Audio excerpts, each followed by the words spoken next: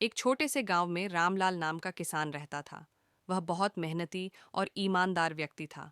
हर दिन सुबह सुबह उठकर अपने खेतों की ओर निकल जाता, बैल को हल में जोतकर मिट्टी को तैयार करता और फसल बोता। लेकिन मेहनत के बावजूद उसकी हालत ज्यादा अच्छी नहीं थी। कभी बारिश समय पर नहीं होती, तो कभी कीड़े फसल खराब कर देते। फिर भी रामलाल हार नहीं मानता और हर मौसम में पूरी लगन से खेती करता। एक दिन की बात है, किसान अपने खेत में काम कर रहा था। अचानक उसने देखा कि खेत की मेड़ पर एक कबूतर घायल अवस्था में पड़ा है। उसके पंख में चोट थी और वह उड़ नहीं पा रहा था। किसान का दिल द्रवित हो गया। उसने उस कबूतर को सावधानी से उठाया और अपने घर ले आया।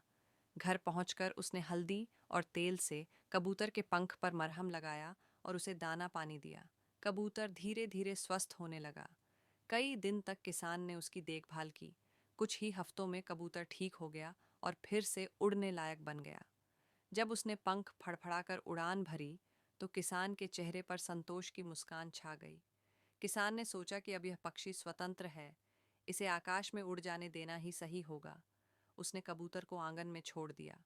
कबूतर आसमान में ऊंचा उड़ गया, लेकिन जाते जाते उसने किसान की ओर देखा, जैसे धन्यवाद कर रहा हो। समय बीतता गया। किसान अपनी जिंदगी की चुनौतियों में उलझा रहा। उस साल बारिश देर से हुई और खेत सूखने लगे। रामलाल परेशान हो गया। वह सोचने लगा कि शायद इस बार फसल नहीं हो पाएगी और उसके परिवार को भूखा रहना पड़ेगा। तभी एक सुबह उसने देखा कि वही कबूतर वापस आ गया है।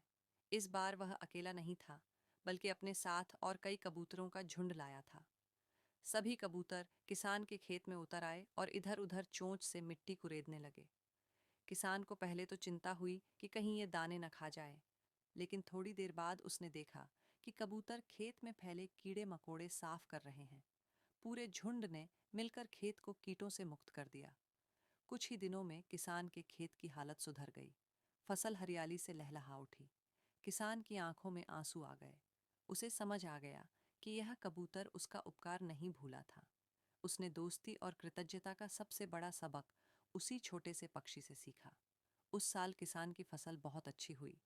गांव के लोग आश्चर्यचकित थे कि जब सबके खेतों में औसत पैदावार हुई, रामलाल के खेत में दुगुनी फसल आई। जब लोगों ने कारण पूछा, तो किसान ने मुस्कुराकर कहा, यह सब उस कबूतर और उसके झुंड का आशीर्वाद है। मैंने उसकी मदद की थी और उसने समय पर मेरी मदद लौटाई।